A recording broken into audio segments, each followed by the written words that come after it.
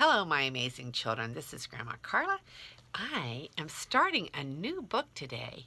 This is a book about a missionary, Hudson Taylor, and it's entitled Deep in the Heart of China, and it's by Janet and Geoff Benge. So we're going to read this book on our channel, and here we go. I'll show you any pictures at the I'll show you this right now because this is a map of China. Okay, so here's China, a little insert map with China in a picture of East Asia. Okay, and then this is a more blown up map of where this story takes place in Eastern Asia. Okay, so I'll probably try to take a picture of that and stick it in the video, but right there is pretty good. Okay, so Dangerous Light, Chapter 1. Captain Morris gripped the wheel of the Dumfries, a 470-ton wooden sailing ship, as he barked orders at his 23-man crew. In his cabin below deck, the ship's only passenger, Hudson Taylor, sat writing in his journal. The short, young Englishman with blonde hair and blue eyes was on his way to be a missionary in China. Busy writing, he didn't know that the ship was headed into a storm, though he did notice that the lantern in his cabin was beginning to swing more than it had been. On deck, the barometric pressure was dropping steadily. Low pressure meant high winds, and high winds meant rough sea.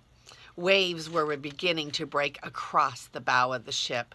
With each one, the Dumfries rolled from side to side, shuddering and creaking. The stronger the wind grew, the more worried Captain Morris became. Despite all his efforts, the ship was at the mercy of the current and the howling wind. And worse, they were just 4 days out of Liverpool and not yet in the open waters of the Atlantic Ocean. They were still in the Irish Sea, close to the jagged, rocky outcrops of the Welsh island coastline. Now, tossed to and fro by the wind and the ocean current, those rocks were perilously close. By late afternoon, the waves were mountainous, and the Dumfries creaked as it lurched.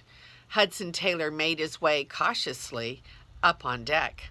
The color of the sky matched the bruises he'd gotten while being tossed around in his cabin. Ocean spray stung like tiny shards of glass as it whipped at his face. Captain Morris clung to the ship's large wooden wheel, turning it first one way and then another, trying to get the Dumfries to respond. He glanced at Hudson, not once slackening his grip. "Unless God helps us, there is no hope," he yelled. "How far are we from the Welsh coast?" Hudson shouted back. 15 or 16 miles, and we're drifting fast." As Captain Morris spoke, a huge wave hurled itself against the ship. Frothing foam driven by the wind filled the air, and water surged across the deck, tossing barrels and pieces of lumber around as though they weighed nothing. Hudson decided he would be safer down in his cabin. As he left the deck, he surveyed the scene before heading below. Unless God works miraculously on our behalf, a few broken timbers will be all that is left of us and our ship by morning, he thought, unsure of what lay ahead. In the darkness below deck, many of the Dumfries crew huddled together in the mess room. The ship was pitching and rolling so heavily, now falling forward, now rocking from side to side, now falling and rocking, that Hudson had to crawl on his hands and knees down the passage to his cabin in the ship's stern. The cabin door swung wildly on its hinges, but he managed to secure it behind him as he collapsed inside. He rolled onto his bunk, alone in the dark. hearing only the smash of the waves against the ship's side and the ship's shuddering reply. Each swell nearly threw him from his bunk. He tried to sleep, but it was no use. The fury of the storm only grew until the ship was being tossed so wildly that Hudson could not remain in his bunk. He made his way back up on deck. Captain Morris still stood resolutely at the wheel, but Hudson noticed something different this time. He could see a lighthouse close to the iceward side of the ship, the leeward side of the ship. "The Hollyhead Lighthouse," Captain Morris yelled to Hudson. "We're heading straight for it." "How long do we have?" Hudson bellowed back over the howl of the wind. 2 hours at the most, said the captain, was the captain's grim reply. Hudson could think of nothing else to say. It was over. Captain Morris had done everything he could to save his ship, but nothing had worked. It was only a matter of time before the Dumfries would smash into the rocks. Tears joined the salty trail of salt spray that streaked down Hudson's cheeks. Thoughts of family flooded Hudson's mind as he made his way back below deck. He could see the faces of his mother and father and his sisters Amelia and Louisa. How would they cope with his death? It was not supposed to end this way. Had God saved him from malignant fever and certain death only to let him drown in the Irish Sea? He thought about his body. Would it sink to the bottom or wash up on shore? Just in case it washed up, he took out his pocket watch and, despite the fierce, unpredictable movements of the Dumfries, managed to write his name and address in large letters inside the cover. He slipped the book inside his undershirt. Now, if his body washed up, his family would know he had been identified and buried properly. Next, he began looking for something that would float, something he could cling to when the Dumfries sank. As he looked, he realized that floating was less of a problem than avoiding being smashed against the rocks by the raging sea. But there was nothing he could do about that. He would just have to take his chances. Finally, he settled on a cane hamper as a life preserver. It would surely float, and it was easy to cling to. Inside the hamper, he put a little food, a change of clothes, some rope, and his surgical tools. With this unlikely life-saving kit tucked under his arm, he once again made his way to the deck. A hatchway door had been ripped from its hinges, and water was now pouring in below deck through the hatch. Several crew members were scrambling to cover the gaping hole with a piece of torn sail and some lumber. On deck, Captain Morris was still standing at the Dumfries wheel, where he had been standing for the past 24 hours. Frothing water swirled around his legs as wave after wave washed violently over the ship's railing.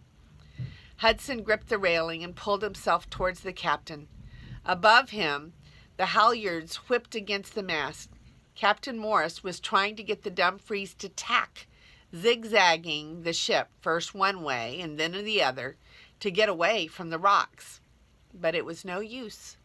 The wind was just too strong, and the ship still would not respond.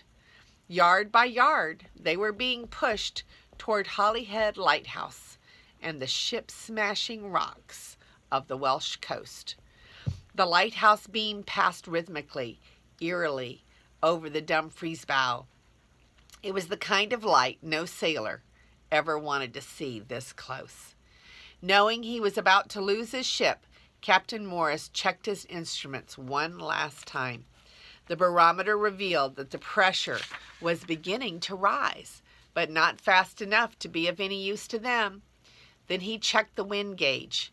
Suddenly he shouted, "The wind has shifted," he cried. "Only 2 points, mind you, but enough that we might be able to clear the rocks." He barked orders to his crew, who scurried up from below the deck to carry them out. They pulled at the halyards with all their might to set the sails to take advantage of the wind shift.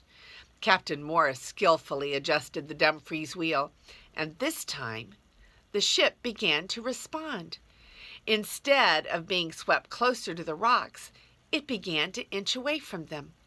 Inches turned to feet, and feet turned to yards, and soon the Dumfries was headed back out into the Irish Sea. Everyone on board let out a loud cry. They were safe. None was more surprised or happy than Hudson Taylor. He was not going to drown after all. He was going to make it to China. He smiled to himself. 4 days out of England, and he'd already had his first sea adventure. If the junior clerks at the Barnsley Bank could just see him now. So that was the end of a very exciting chapter 1. And the map, I believe, is the only picture. This book does not have pictures, but wow, what an exciting first chapter and first start to Hudson Taylor's adventure as a Chinese missionary, or a missionary to China. And this is Grandma Carla, and I love you.